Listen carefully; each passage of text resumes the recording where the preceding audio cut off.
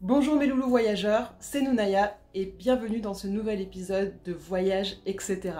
Aujourd'hui je vais traiter d'une question qui va peut-être en surprendre certains d'entre vous, l'ennui en voyage. Peut-on s'ennuyer lorsque l'on voyage, notamment lorsque l'on part comme moi dans un voyage aventure à l'autre bout du monde, en sac à dos, en solitaire? Est-ce qu'on peut s'ennuyer? Est-ce que c'est possible? Tout d'abord, je pense qu'il faut prendre plusieurs paramètres en compte. Évidemment, l'ennui, c'est quelque chose de relatif à chaque personne. Donc ça va dépendre déjà de votre tempérament, mais aussi et surtout de vos attentes. Moi, quand je suis partie pour mon voyage de 2 mois en Asie du Sud-Est, c'était un rêve que j'avais depuis toujours en fait. Depuis mon adolescence, je m'imaginais en aventurière, en mode Indiana Jones avec le chapeau, tout ça, et partir à l'autre bout du monde et vivre des aventures incroyables, rencontrer des gens extraordinaires et que chaque jour soit rempli de plein d'émotions, d'émerveillements et de nouveautés. Et puis en fait, je me suis rendu compte que à voyager, c'est sûr que c'est quelque chose qu'on fantasme énormément. Et on vit des choses extraordinaires, ça je ne peux pas le nier, j'ai vécu des expériences vraiment fabuleuses. Mais d'un autre côté, en voyage, comme partout, il y a quand même une routine qui s'installe. Ma routine à moi, ça a été la suivante. À chaque fois que j'arrivais à un point, j'y restais entre 2 et 3 jours. Et puis ensuite, eh bien, je faisais des recherches pour voir quel était le bus pour ma prochaine destination, où j'allais aller, ce que j'allais faire, comment trouver mon hôtel, etc.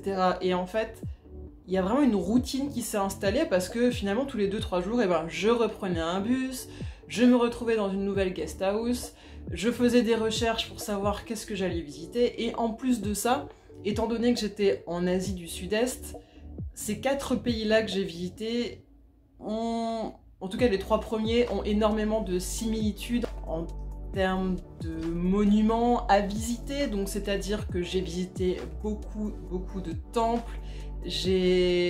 Ça va paraître dit comme ça, genre ça fait un petit peu la nana qui se plaint, mais pas du tout, hein, mais c'est juste pour vous dire que tout peut devenir ennuyeux entre guillemets à un moment donné.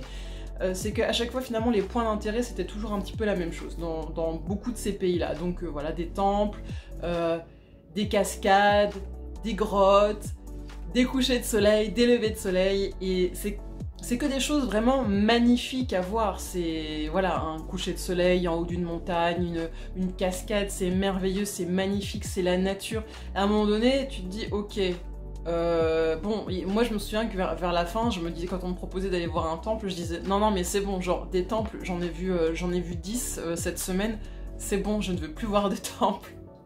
Évidemment, ça dépend totalement de là où vous vous trouvez, mais à la base, c'est vrai que je suis quand même une citadine, donc j'aime bien tout ce qui est très culturel. J'aime aller au musée, par exemple, j'aime aller au cinéma, j'aime voir des spectacles, ce genre de choses, et là, c'est quelque chose qui m'a énormément manqué. Notamment quand j'étais au Laos, c'est vraiment un pays que j'ai adoré, magnifique, mais faire le Cambodge puis le Laos, en fait, à un moment donné, vraiment, j'en pouvais plus. J'avais besoin de...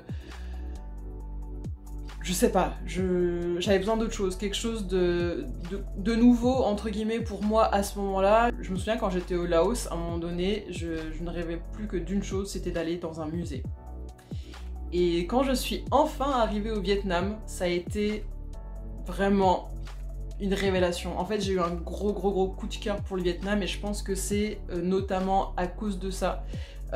C'est qu'à un moment donné, je suis arrivée une sorte d'ennui un peu chronique à une routine et j'avais besoin vraiment de quelque chose de totalement nouveau et de me remettre un petit peu plus dans la civilisation, dans quelque chose d'un petit peu plus citadin, avec plus ce côté culturel qui était très présent au Vietnam. Du coup, la première chose que j'ai faite quand je suis arrivée à Hanoï, c'est tout de suite me renseigner sur les musées. Et j'ai fait plein de musées, j'ai fait des spectacles, je suis allée me manger une pizza. En fait, je pense qu'à ce moment-là, j'étais simplement en manque de choses que je connais.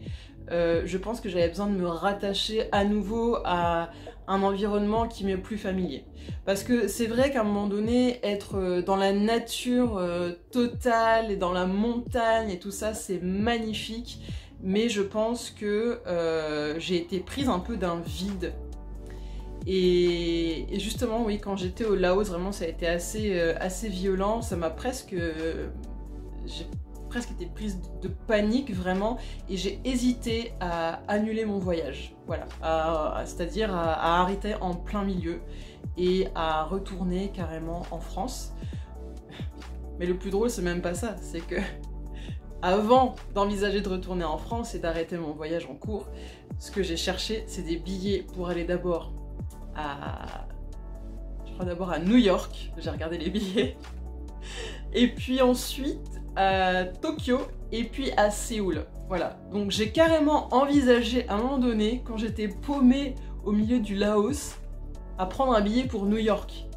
Pour vous dire à quel point j'avais besoin, mon Dieu, mais d'autres choses à ce moment-là et que j'en pouvais plus, quoi. Ça a été vraiment, j'ai vraiment dû me faire violence et me dire ok, non, tu te calmes, tu continues ton voyage comme prévu, tu continues à prendre le bus, à voir des montagnes, etc., des temples, mais va au bout, ça va bien se passer.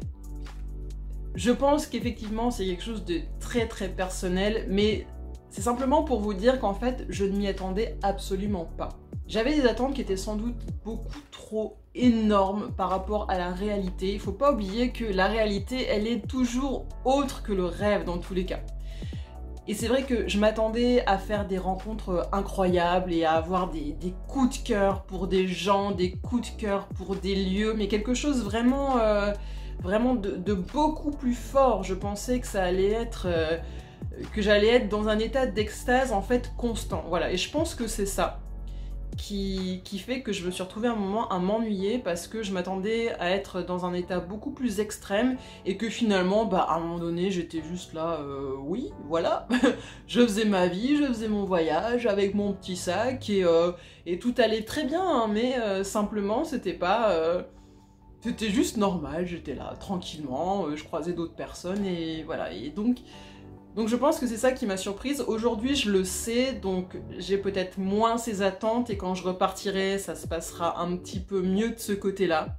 Mais dans tous les cas, il faut pas tout idéaliser non plus. Je veux dire, un voyage, oui, c'est quelque chose d'extraordinaire, mais il y a forcément des moments où il va rien se passer, où vous allez juste vous lever, prendre votre petit déjeuner, aller faire votre petite visite, vous revenez, et voilà, et c'est tout. Ça va pas être... Chaque seconde de votre voyage ne va pas forcément être quelque chose de fabuleux et qui va vous prendre aux tripes en permanence. Voilà.